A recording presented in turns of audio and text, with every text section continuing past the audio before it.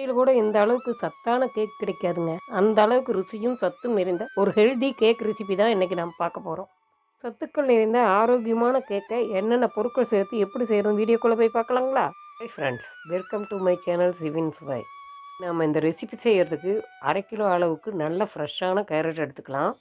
நல்லா கழுவிட்டு தோலை சீவி ஒரு கேரட் துருவி வச்சு நல்லா மெலிசாக துருவி எடுத்துக்கலாம். நம்ம எவ்வளோ மெலிசாக துருவி எடுக்கிறோமோ அந்த அளவுக்கு கேக் நல்லாயிருக்கும். கேக் நல்லா சாஃப்டாக வர்றதுக்கு நம்ம இன்றைக்கி 6 முட்டை எடுத்துக்கலாம். ஒரு பவுலில் 350 கிராம் அளவுக்கு மைதா மாவை அளந்து எடுத்துக்கலாம். மைதா மாவு சேர்த்த பிறகு அதோட 150 கிராம் பாதாம் பவுடரையும் அளந்து எடுத்து சேர்த்துக்கலாம். கிட்ட பாதாம் பவுடர் இல்லைன்னா பாதாம் பருப்பை மிக்சியில் சேர்த்து பல்ஸ் மோடில் அரைச்சி சேர்த்துக்குங்க. கூடவே 3 டீஸ்பூன் பேக்கிங் பவுடர் சேர்த்துக்கலாம். அதுதான் கேக் நல்லா மென்மையாகவும் உப்பி வரவும் செய்யும். அதோட 1/2 டீஸ்பூன் அளவு பட்டைப்பொடி சேர்த்துக்கலாம். அது கேக்குக்கு ஒரு அற்புதமான மணத்தை தரும். தேவையான பவுடர் வகைகள் அனைத்தையும் சேர்த்த பிறகு 5 நிமிடம் கைவிடாமல் நன்றாக கலந்து விடலாம். அப்போதுதான் கேக்கு மென்மையாக வரும். சிட்டிகை அளவு உப்பு மட்டும் சேர்த்துக்கலாம். அது கேக்கின் சுவையை இன்னும் அதிகரித்து கொடுக்கும். மற்றும் ஒரு பெரிய பவுலில் 200 கிராம் அளவுக்கு வெண்ணெய் அளந்து சேர்த்துக்கலாம். முக்கியமாக வெண்ணெய் ரூம் டெம்பரேச்சரில் இருக்கிற மாதிரி பார்த்துக்குங்க. கூடவே அரைத்து வைத்த பவுடர் சர்க்கரை சேர்த்துக்கலாம். அதனுடைய அளவு பார்த்திங்கன்னா 200 கிராம். கிட்ட பவுடர் சர்க்கரை இல்லைன்னா 200 கிராம் சர்க்கரையை மிக்சியில் சேர்த்து அரைச்சி சேர்த்துக்குங்க. சர்க்கரை சேர்த்த பிறகு ஒரு பீட்ரு வச்சு நன்கு வெண்ணெய் இலகி வரும் வரை கலந்து விடலாம். எந்த அளவுக்கு அடித்து கலக்கிறோமோ அந்த அளவுக்கு கேக் மென்மையாகவும் பஞ்சு போலவும் இருக்கும். 1/2 டீஸ்பூன் வெனிலா பவுடர் அல்லது வெனிலா எசன்ஸ் சேர்த்துக்கலாம். சேர்க்கும்போது முட்டை வாசனை வராமல் நல்லா கேக் வாசனையுடன் இருக்கும். வெனிலா பவுடர் சேர்த்த பிறகு ஒரு முறை நல்லா கலந்து விட்டுக்கலாம். எடுத்து வைத்திருக்கும் முட்டைகளில் 3 முட்டையை முதலில் சேர்த்து கொள்ளலாம். சேர்த்த பிறகு பீட்ரு வச்சு 2 நிமிஷம் நல்லா கலந்து விட்டுக்கலாம். நல்லா கலந்து விட்டுட்டு ஓரங்களில் ஒட்டி இருக்கிற மாவை நல்லா வலிச்சு எடுத்து ஒன்று சேர்த்துக்கலாம். மீதமுள்ள 3 முட்டைகளையும் அதில் உடச்சி சேர்த்துக்கலாம். சேர்த்துட்டு பீட்டர் அல்லது விஸ்க் வச்சு மறுபடியும் 5 நிமிஷம் நல்லா கலந்து விட்டுக்கலாம்.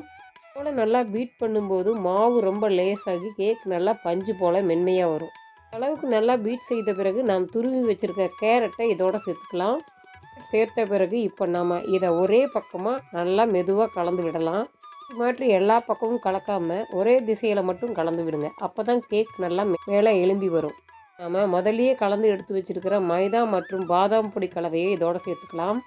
சேர்த்த பிறகு ரொம்ப வேகமாக அடிக்காமல் கட்டிகள் இல்லாமல் மெதுவாக கலந்து விடலாம்.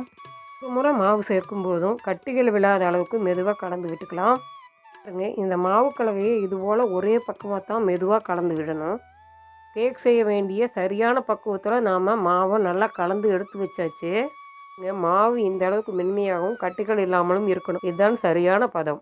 ஒரு பெரிய கேக் ட்ரே எடுத்து அதில் பட்டர் பேப்பர் விரித்து தயார் பண்ணி வச்சுக்கலாம். தயார் செஞ்ச கேரட் கேக் மாவை கேக் ட்ரேயில் கொஞ்சம் கொஞ்சமாக சேர்த்துக்கலாம். கேக் மாவை கேக் ட்ரேயில் சேர்க்கும்போது 1/2 இன்ச்சு உயரம் இருக்கிற மாதிரி எல்லா இடத்துலையும் சமமாக சேர்த்துக்கலாம். பாருங்கள், மாவு எல்லா இடத்துலையும் ஒரே சீராக இருக்கிற மாதிரி இதுபோல் மெதுவாக தள்ளி விட்டுக்கலாம்.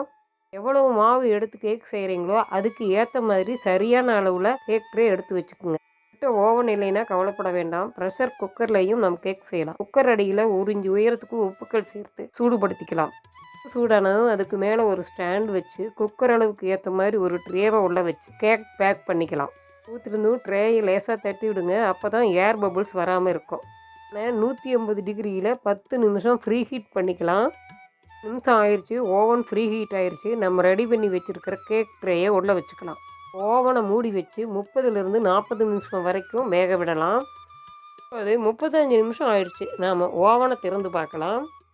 நல்லா வெந்து வந்துருச்சு. கையுறையை பயன்படுத்தி கவனமாக கேக் ட்ரேயை வெளியே எடுத்துக்கலாம். அது ஒரு குச்சி அல்லது ஒரு கத்தியை வச்சு லைட்டாக குத்தி பார்க்கலாம். கேக் ஒட்டாமல் வரணும். இப்போ கேக் சூப்பராக வெந்து வந்துருச்சு. கத்தியிலையும் ஒட்டாமல் வந்திருக்குது.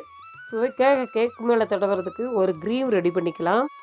ஒரு அகலமான கனமான பாத்திரத்தில் க்ரீம் செய்ய தேவையான வெண்ணெயை அளந்து சேர்த்துக்கலாம். க்ரீம் செய்ய எடுத்திருக்கிற வெண்ணெயோட அளவுன்னு பார்த்தீங்கன்னா 80 கிராம் சேர்த்துட்டு ஒரு பீட்ரு வச்சு 5 நிமிஷம் நல்லா பீட் பண்ணிக்கலாம். நல்லா மென்மையானதும் இதோட 80 கிராம் அளவுக்கு ஃப்ரெஷ் க்ரீம் சேர்த்துக்கலாம். சேர்த்துட்டு நல்லா கலந்து விட்டுக்கலாம்.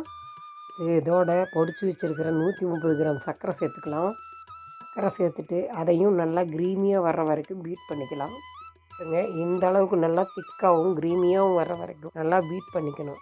ஒரு எலுமிச்சம்பழம் எடுத்து அதை நல்லா கழுவிட்டு துடைச்சி எடுத்துக்கலாம்.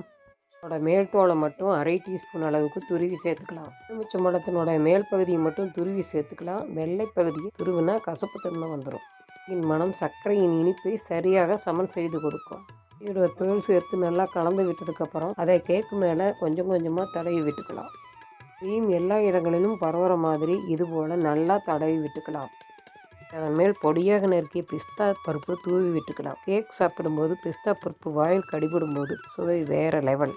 பிஸ்தா பருப்பை நாம் நெய்யில் வறுத்து சேர்க்கும்போது அதன் சுவையும் மனமும் கூடுதலாக இருக்கும். இதில் நாம் சேர்த்துருக்கிற கேரட் கண் பார்வைக்கு நல்லது. முட்டை மற்றும் பாதாம் பவுடரில் புரதச்சத்து அதிகமாக இருக்குது. நெய் மற்றும் பிஸ்தா உடலுக்கு நல்ல ஆற்றலை கொடுக்கும். செஞ்சு முடிச்சுட்டு 1 மணி நேரம் நல்லா ஆற விட்டு அதுக்கப்புறம் கட் பண்ணிக்கலாம். அவ்வளவுதாங்க, பேக்கரியை விட சத்தான சுவையான நம்ம வீட்டிலேயே செய்த கேக் ரெடி ஆயிடுச்சு. இதிலும் அவ்வளவு சத்துக்கள் இருந்த இந்த கேக்கை உங்கள் வீட்டில் கண்டிப்பாக ட்ரை பண்ணி பார்த்துட்டு டேஸ்ட் எப்படி இருந்தது மறக்காமல் கமெண்ட்டில் சொல்லுங்கள். வீடியோ உங்களுக்கு பிடிச்சிருந்தால் லைக் பண்ணுங்கள், உங்கள் நண்பர்களுக்கு ஷேர் பண்ணுங்கள். நம்ம சிவின் சுவை சேனலுக்கு சப்ஸ்கிரைப் பண்ணிவிட்டு பெல் ஐக்கானையும் கிளிக் பண்ண மறந்துடாதீங்க. என்னுடைய வீடியோ பார்த்த அனைவருக்கும் நன்றிங்க. மீண்டும் அடுத்த வீடியோவில் நல்ல ரெசிபியோடு சந்திக்கலாங்களா?